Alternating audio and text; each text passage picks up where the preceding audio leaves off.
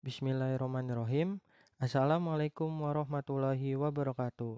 Halo teman-teman semua, dimanapun kalian berada, semoga selalu dalam keadaan sehat walafiat dan selalu dalam lindungan Allah Subhanahu wa Ta'ala.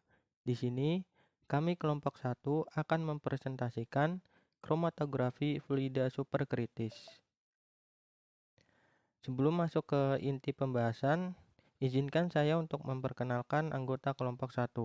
Yang pertama itu ada Diva Safina Sutandi, kemudian yang kedua ada Virus Afidatunuha, kemudian ada Foni Hana Retnaning Penny, kemudian ada saya Muhammad Rifki Alyudin, dan yang terakhir ada Puput Fitri Rohayani. Untuk outline atau pembahasan pada presentasi kali ini yaitu yang pertama rumusan masalah, yang kedua prinsip metode, yang ketiga prinsip kerja, yang keempat analisis data, dan yang terakhir yaitu kesimpulan. Untuk selanjutnya yaitu tentang rumusan masalah. Rumusan masalah yang pertama yaitu apa definisi dari kromatografi fluida superkritis. Untuk yang kedua, bagaimana cara kerja dari kromatografi fluida superkritis. Dan yang ketiga, apa saja instrumen-instrumen yang terdapat pada kromatografi fluida superkritis. Selanjutnya yaitu prinsip metode.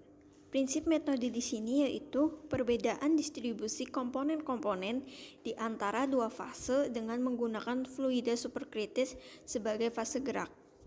Selanjutnya yaitu prinsip kerja. Untuk prinsip kerja kromatografi fluida superkritis, kolom dalam penelitian ini berasal dari substrat silika. Di sisi lain, mekanisme dalam SFC tergantung pada kondisi eksperimental dan pada sifat fisikokimia dari bagian yang berinteraksi. Oleh karena itu, dalam penelitian ini, pengubah organik ditambahkan CO untuk meningkatkan kelarutan akhir zat terlarut yang menghasilkan distribusi yang tepat antara fase dan pemisahannya. Cluster metanol dikembangkan dalam fase gerak yang meningkatkan polaritas seluruh fase. Waktu elusi yang lama menunjukkan interaksi yang menguntungkan antara obat dasar dan kolom. Pada pH permukaan kolom terutama dalam bentuk netral atau sebagian terpotonasi untuk fase tertentu. Umumnya kromatografi obat akan dijelaskan berdasarkan mekanisme interaksi primer dan sekunder. Untuk selanjutnya ada analisis data.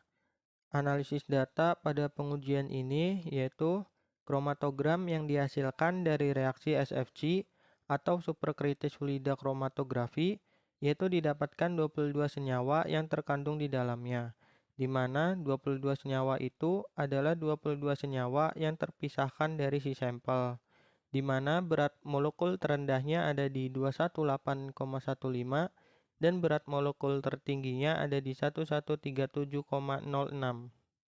Baik, selanjutnya ada kesimpulan, di mana rentang luas dari kondisi kromatografi yang dipelajari dan obat-obatan dikelompokkan untuk mengungkap mekanisme retensi kompleks yang sering terlibat dalam SFC.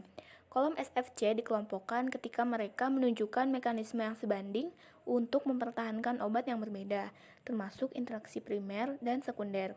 Kondisi yang berbeda di SFC dapat diminimalkan menjadi hanya dua kelompok, karena beberapa kondisi dikelompokkan bersama, yaitu ketika memiliki distribusi retensi yang sama dari obat yang berbeda pada kolom yang diuji, dan untuk jenis kondisi operasional, kolom, dan eksperimen yang serupa. Dengan demikian, lebih sedikit upaya, waktu, dan bahan yang akan dikonsumsi selain mengurangi penuaan kolom.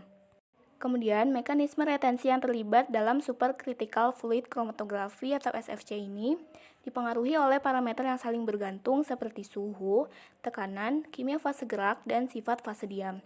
Untuk pertama kalinya dalam studi SFC, analisis faktor paralel atau parafak ini digunakan untuk mengevaluasi perilaku kromatografi dari 8 fase diam yang berbeda dalam berbagai kondisi kromatografi seperti suhu, tekanan, dan komposisi elusi gradien.